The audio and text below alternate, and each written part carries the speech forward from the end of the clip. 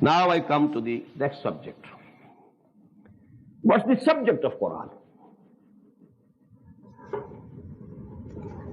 I should say subject of Quran is man, but not the physiology of man, not the anatomy of man. Man, his behavior, his attitude, his thinking, his philosophy, his aims and objects, his ideals in life, his character, his seerah. All these things pertain to an individual.